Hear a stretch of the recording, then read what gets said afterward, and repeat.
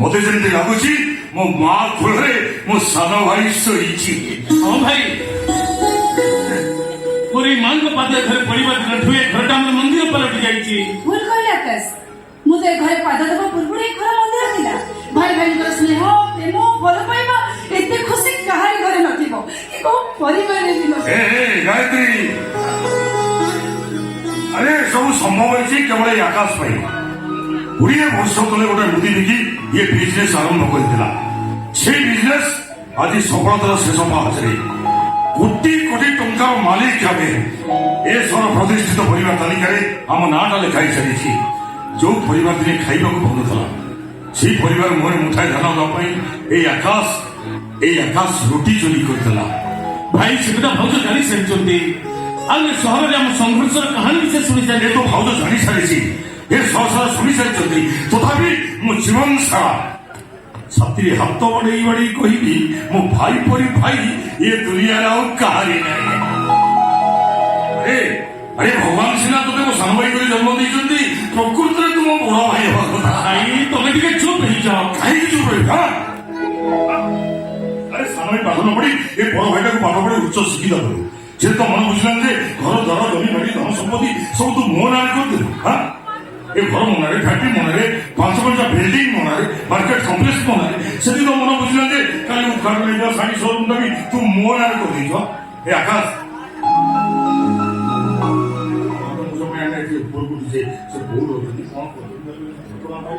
भाई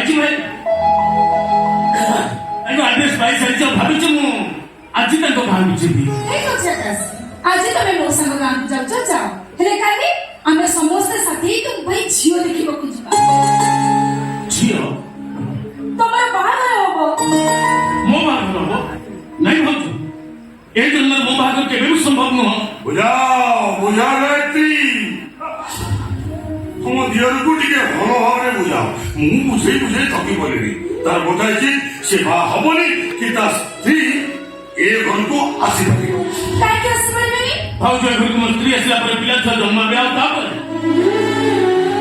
हम घर सहित सब संपत्ति दी भाग हो नहीं भाउज से मानसिक स्तर में संपूर्ण प्रस्तुत हो सारी ए जन्म में मुझे बह करी कि आम दी भाई केबे अलग हो आकाश मु बुझी पारनी तू आले आम दी भाई अलग आइबा ए कथा कथा मु बुझी पारनी मु तुमको अधिक किसी बुझे पारि भाई खाली एति जानि रख ए जन्म में कौन सी झील मो नार सिंदूर पिंधि बहु बेश केबे एक पाद पकई पारि भाई केबे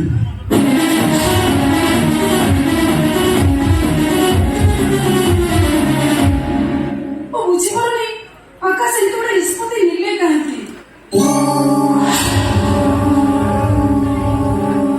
मुझे तो ठीक बुझी पार्छ ये सब दायी हो तुम्हें मुझे नहीं बोलছো तो तू बार बार मारी एते मोर भूल कर सब भूल तो आकाश से तो तोर की संपर्क करे उठे आदित्य निज आखिए देखी तू ताको कोड़े सोई दिलू केमी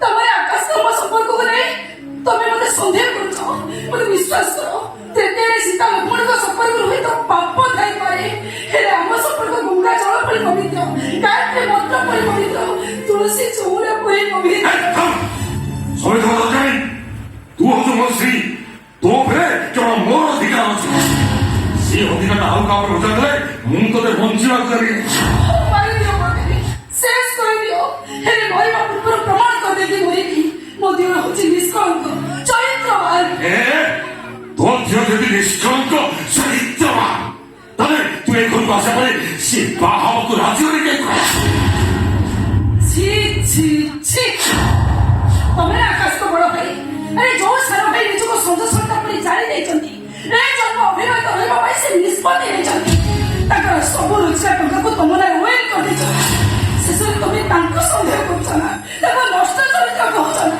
अरे पात्र नहीं बुझी पाटी तुंडो मामा से कथा सुने तो मुंडो खराब हो गया माने ପାଗେଳି ହେଇ ରାସ୍ତାଘାଟରେ ଘୁରି ବୁଲିବ।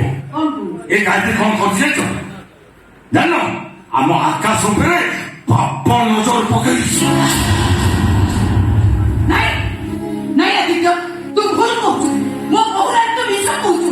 ଏ କଥା ତୁ ଜମା ବିଶ୍ୱାସ କରିପାରୁନି। ମାମା ତମକୁ ବିଶ୍ୱାସ କରିବାକୁ ହବ ମାମା। ମୁଁ ପୁରା ନିଜ ଆଖିରେ ଦେଖିଛି। ତୋ ଆଖି ଭୁଲ ଆଦିତ୍ୟ। ଆଉ ଯାହା କହୁଛୁ ତୁ ମିଛ କହୁଛୁ। ଆରେ ମୋ ବହୁରାରେ ଏତେ ବଡ ମିଛ କଥା କହିବାକୁ ତୁ ସାହସ କେମିତି କରିବେ? ଠିକ ଅଛି ମା, ଠିକ ଅଛି।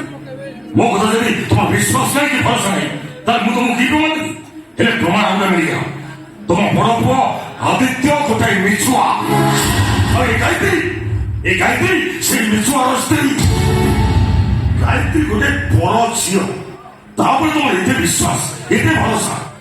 ଯାହାକୁ ତମେ ଜନ୍ମ ଦେଇଛ କୋଳି ଦେଖେଇ ଏତେ ବଡ କରିଛ ତାପରେ ତମର ବିଶ୍ୱାସ ନାହିଁ ନା ଭରସା ନାହିଁ ନା? ଠିକ ଅଛି ତମ ସାମ୍ନା ଛିଡ଼ା ଏଇ କଥା କହିବା ଅଧିକାର ଏ ମିଛୁଆର ନାହିଁ। ରହ ଆଦିତ୍ୟ